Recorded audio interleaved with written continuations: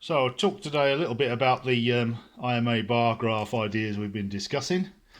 So first of all, we started off with these cheap Chinese LED bar graphs based on the LM3914, which is an old analog chip. So we'll try to avoid that really if we can, I think. So then I had a brainwave. Let's use a single pick. So I knocked this up yesterday. This was the single pick version. Doing away with the LM3914 ICs, so this just takes simple serial input or analog voltage input and displays it, and obviously we could have had a PCB made up for that. Just as I was finishing that, I had another brainwave based on the RGB addressable WS2812 NeoPixel LEDs, which are very common on the internet now, and you can basically string those together and then drive them with a signal. So I knocked up a little tiny driver, and this is just a tiny 8-pin 1822 12F1822 pick running at 32 MHz, and it spits out a constant stream of data, and it's receiving some serial data from the OBDIIC&C like the demo I did the other day. So you can see how tiny this is. I mean, basically all it is a 12 volt to 5 volt regulator, the pick itself, and a bit of filtering for the input from the serial port, serial line, and you can also have an analog input as well, so you could have a centered analog input, and you could drive it directly from a current sensor potentially, or any other 0 to 5 volt source. But what you basically get then is you get a string of LEDs like this. Let me just turn my monitor off so you can see.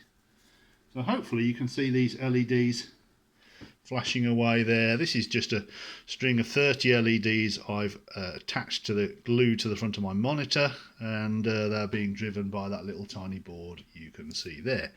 So all it's doing at the moment is cycling the colours up and down, fading them in and out, and this is only like 10% of their maximum brightness, and they are pretty retina scorching. These are pretty powerful things, and they will draw a lot of power if you crank them up to full brightness. So I'm only running them up to sort of like 8, and you can run them up to 256 if you imagine that's the sort of percentages. So that's pretty powerful.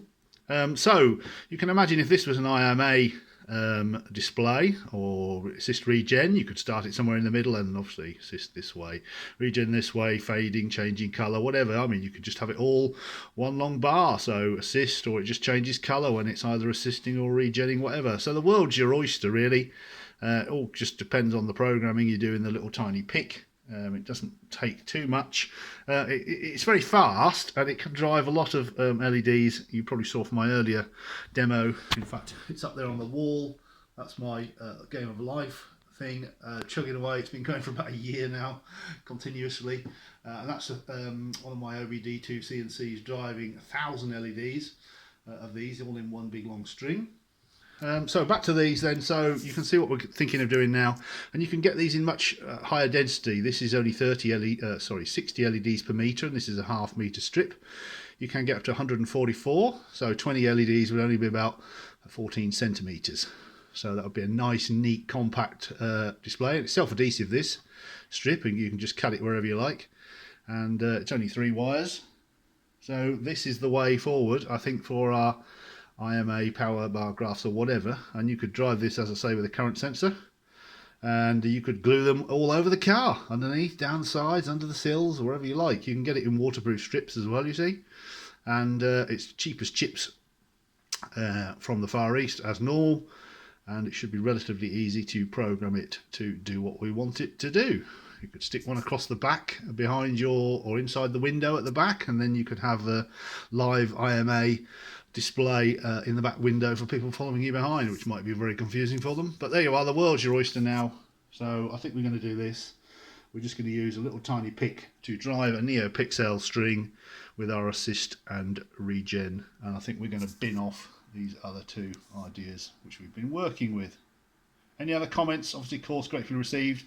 I'm fiddling around with this at the moment because I'm still waiting to get my hands on the CRZ OEM lithium battery, which hopefully will be in the next couple of weeks. And I'm obviously waiting now for the manual control printed circuit board to be built up. As you saw, that's now gone off to manufacturing, and hopefully that'll get built but it will still take a couple more weeks before I certainly get my hands on that, probably a month. It's got to come from America, and we'll obviously work on that once that arrives. So this is just basically keeping me amused for the time being, just tinkering around.